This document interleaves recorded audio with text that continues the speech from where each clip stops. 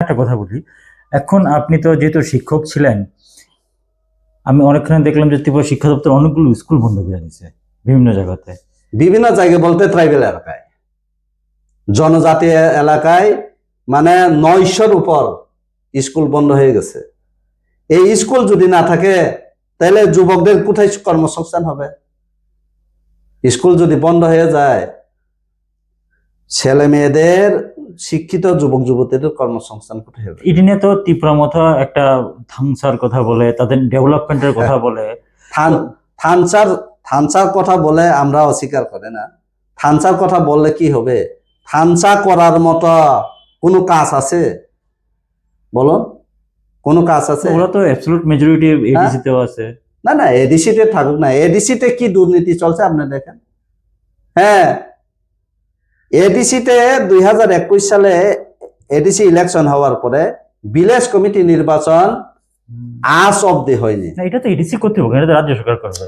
আরে এডিসিতেও তারা আছে, রাজ্য সরকারের তারা নাই। একটা আর একটা বাগিদার তো দেখেন এইভাবে কিভাবে বঞ্চিত করছে ওরা।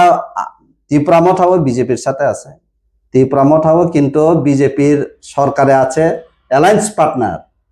ওরা বিজেপির বিরুদ্ধে রাজ্য সরকারের বিরুদ্ধে কেস করছে। রাজ্য সরকার বিরুদ্ধে কেস করে কোর্ট বলেছে ইলেকশন করার জন্য।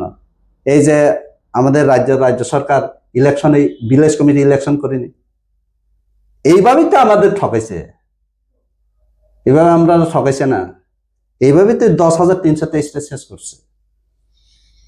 আপনি যে 900 স্কুলের কথা বললেন, তো সেখানে তো মানুষগুলো কিভাবে পড়াশোনা করবো? এইগুলো নিয়ে তো কারোর কোনো আওয়াজই আমি দেখি না। না, এইভাবে চললে এই যে ব্যবস্থায় যদি চলে, গার্জেনও নাই, আপনি চাকরি চাইবেন কার কাছে? চাকরি চাইবেন কর না, চাকরি চাওয়ার জায়গায় নাই গরিবদের। এখন যদি এইভাবেই চলে, মানে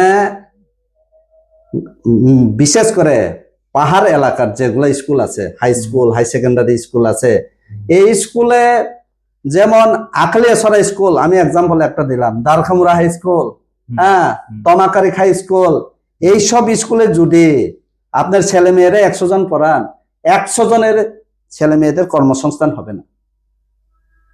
এই নিয়মে যদি চলে, সরকার এই নিয়ম যদি পরিবর্তন না করে, ট্রাইবেল অংশের মানুষ কোন জায়গায় গিয়া ঠেকবো এটা মানে ভবিষ্যতেই বলবে। এর দায় কি ত্রিপুরা মতো এড়াতে পারে না। ওরা তো মিষ্টি মিষ্টি কথা বলেছে, এখন তো কিচ্ছু নেই, কাজের সঙ্গে ইয়ে নেই। সাধারণ মানুষ তো বিশ্বাস করেছে। আমরা 10,323 যেমন একটা অংশ না, ভালো অংশ বিজেপিকে বিশ্বাস করেছে, বিজেপির হয়ে কাজ করেছে ভিতরে ভিতরে। হ্যাঁ, 10,323-এর মানে ম্যাক্সিমাম পরিবারে গিয়ে ওরা প্রচার করেছে 2018 সালে যদি বিজেপি ক্ষমতায় আছে তাহলে আমাদের চাকরি নিশ্চিত হবে, বিজেপিকে ভোট দেন।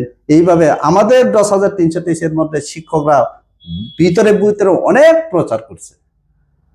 হ্যাঁ, প্রচার করার পরে আমি যেমন পাইনি, এই যারা প্রচার করেছে তারাও পাইছে না।